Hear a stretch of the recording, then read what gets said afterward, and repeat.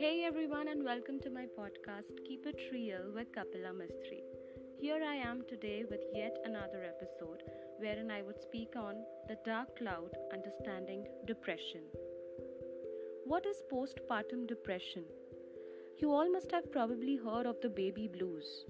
That's because it's quite common for new mothers to feel a little sad, little worried, or fatigued. As many as 80% of mothers have these feelings for a week or two following the childbirth. It's completely normal and usually fades in a few weeks, while some of the symptoms sounds the same. Postpartum depression is different from the baby blues. Postpartum depression is a lot more powerful and lasts quite longer. It follows about 15% of births in first time moms and those who have given birth before. So it can cause severe mood swings, exhaustion and a sense of hopelessness. The intensity of those feelings can make it difficult to care for your baby or for yourself. So it shouldn't be taken lightly. It is a serious disorder, but it can be overcome through treatment.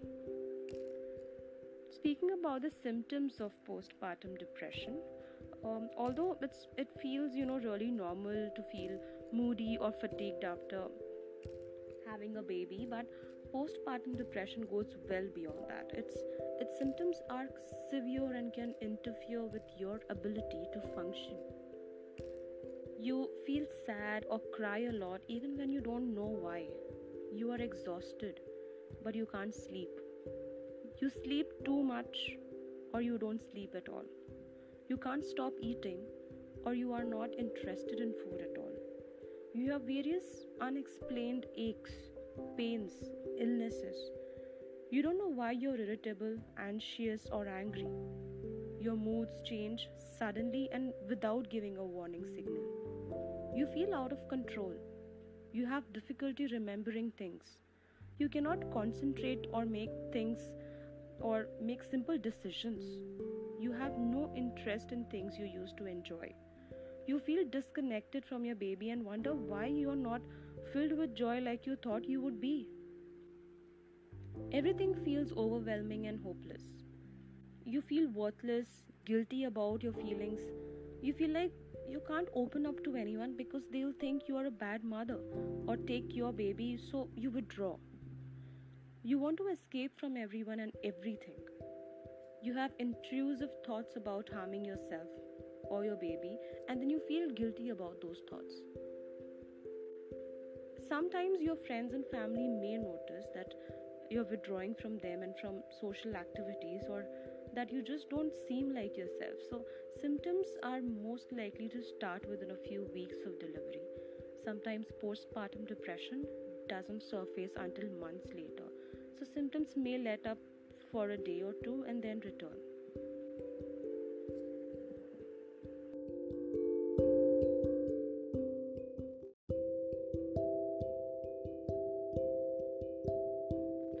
So, my entire pregnancy journey has been really amazing, although it was quite difficult and tough, but the entire experience was really good.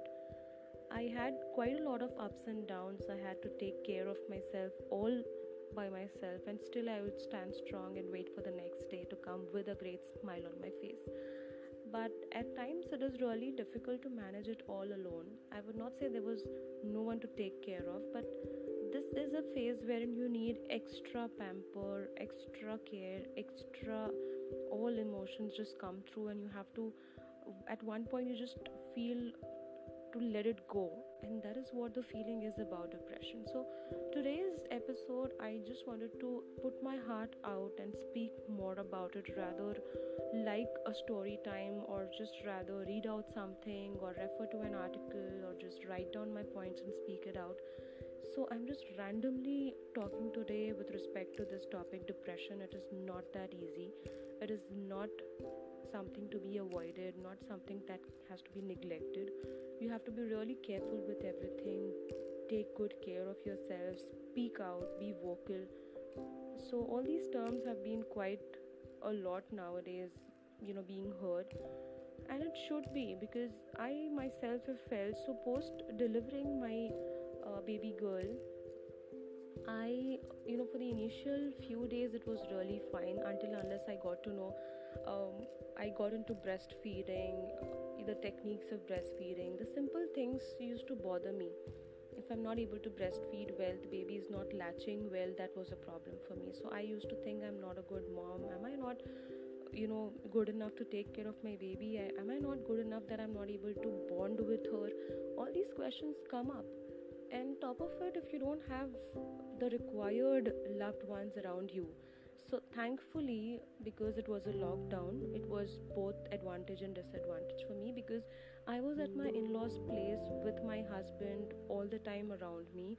However, that one person, which is your mom, whom you need the most, I was not able to step out of my house, go to my mom, hug her, and then be with her, and just tell her, okay, this is a new phase for me, I want to live it up with you besides me. I couldn't do that. So that was something which really bothered me and hit me really hard.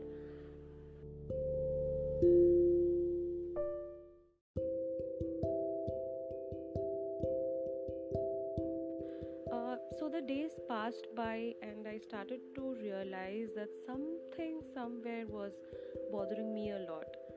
As a new mom, every mom has that anxiety, that you know one thing in mind, that what to do to be the best and the perfect mom. Trust me, guys, it is not simple. It is not required. Why do you have to be a perfect mom?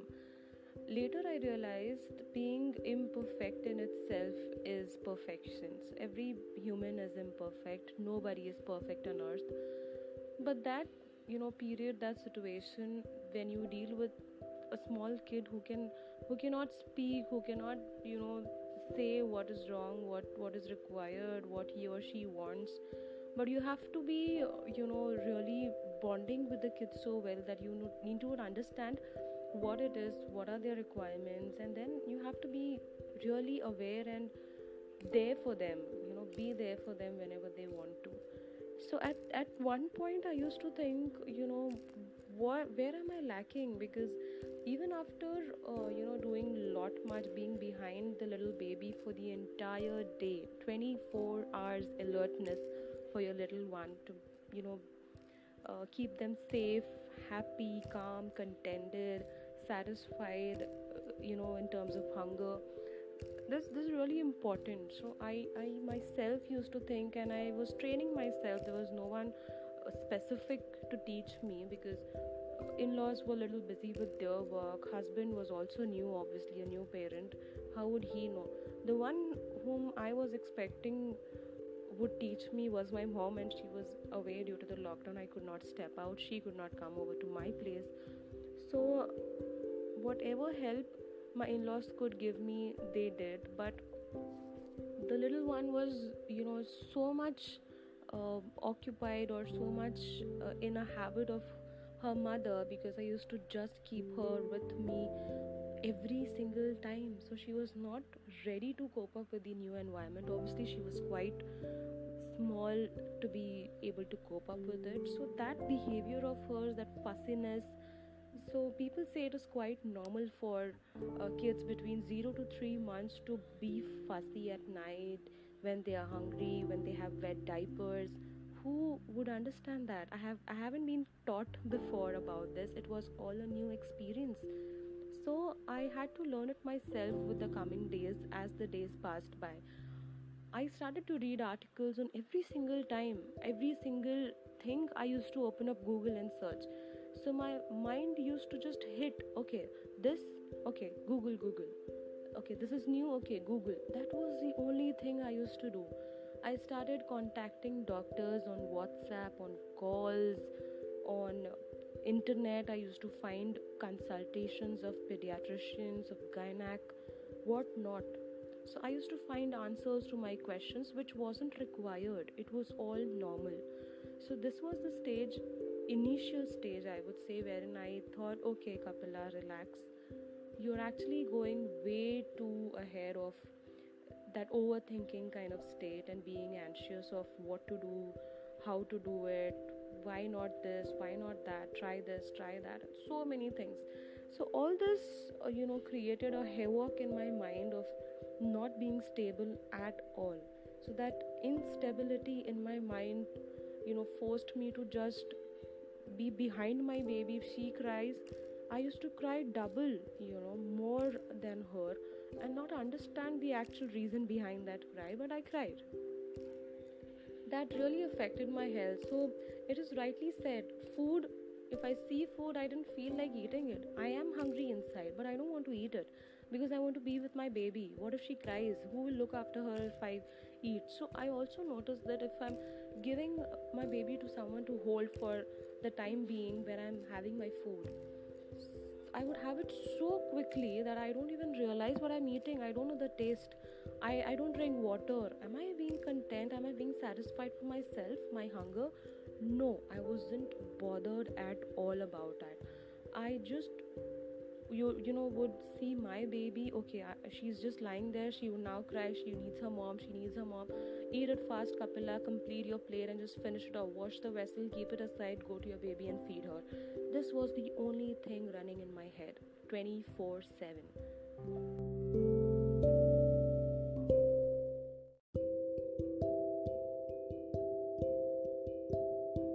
So, talking about the anxiety, depression that a pregnant woman or a lady goes through, I would suggest all the women, all the moms out there, start speaking up, be vocal about what you feel.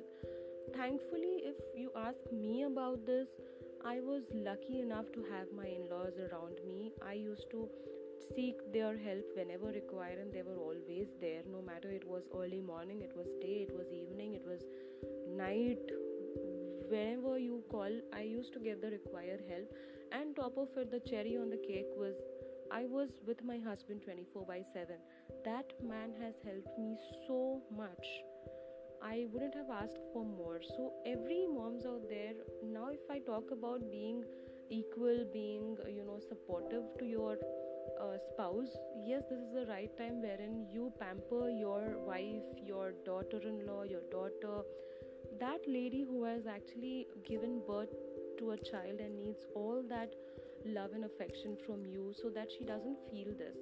So thankfully I had that. I did not enter a very massive stage, I would say, of anxiety.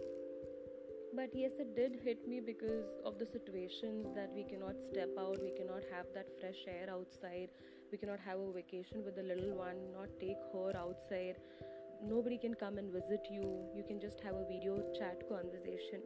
So these restrictions also were there, which led me to these thoughts. Plus the household chores. So it is not important that you be a superwoman, do everything. You have a child, you also have to look after the house, you also have to look out for the food or saf safai and blah blah. No.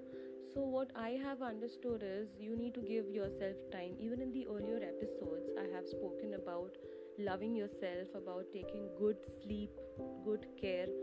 So I personally think if you give that to the new moms out there, all what they want is good care, rest, a little partnering about taking care of the baby. Not the woman should be given the 24 hours work to take care of the baby, of the house, of yourself, of people around her. No, she also needs rest. So every woman needs that respect and rest in life. Give that to her, she deserves it. She would not speak up, so I never spoke up that please give me a break, I need to rest. I never did that, but I should have. At one point I actually went up to my husband and spoke, I need a break. I need not a break like a vacation, but from all these activities that has just become a routine with no sense, with no happiness. If you're doing something happily and you have a routine, you really enjoy that. That is a very different perspective altogether. But if you're doing something forcibly, when you're not happy, you're also affecting your health, your baby's health, you're affecting yourself mentally, physically, everything. So what is the point of that routine, right? So you have to set up your routine yourself with your own planning and mindset of how to go about this. So there are some tips that I have for all the new moms out there. So I have just jotted it down because I have experienced it myself. Even a couple of my friends school friends I was in contact. I've created the groups, on my phone, when I used to contact them, speak on this, that I need to go to my mom because I'm feeling so depressed. I'm going to go into depression. I'm not good mentally. And they only suggested, just keep your calm, look after the baby, be happy, go to your mom as soon as you get a chance, because the lockdown would not end. So it was around 2.5 months that I managed all by myself, and I'm happy that I did, and I'm really proud that I did it. Yes, so the tips, I'll tell you what tips I have written down all by myself, which I think would definitely work out for all the moms out there. So do not worry, do not take any tension of any kind of sort. You are really strong enough to fight anything that comes forth. Just be vocal. So the tips, I would just discuss about this now.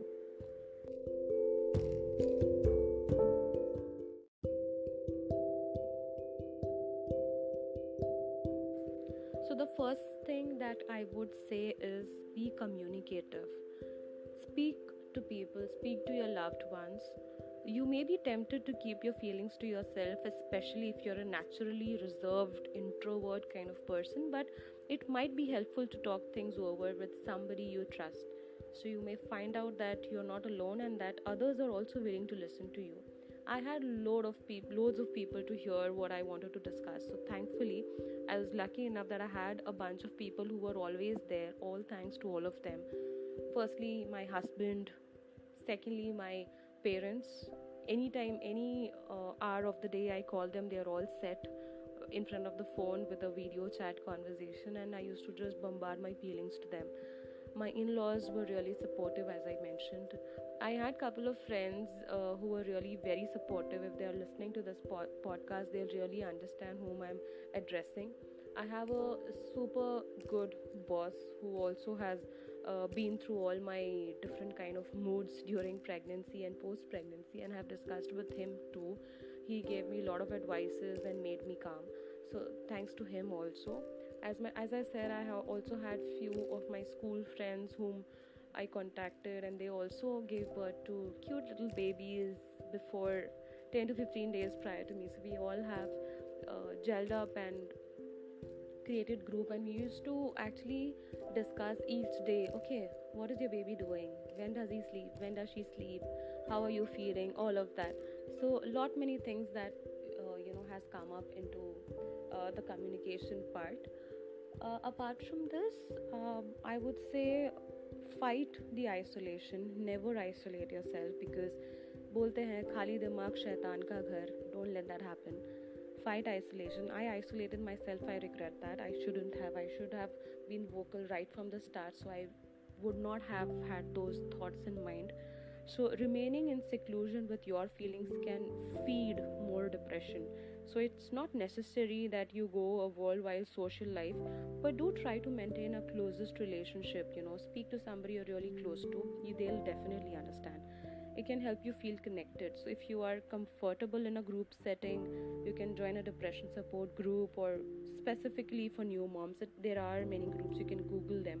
If you have stopped participating in previously enjoyable group activities, try them again, see if it helps. So being in group always relieves stress. Even if you don't want to, then be a family group kind of person and discuss it with family. That would really help.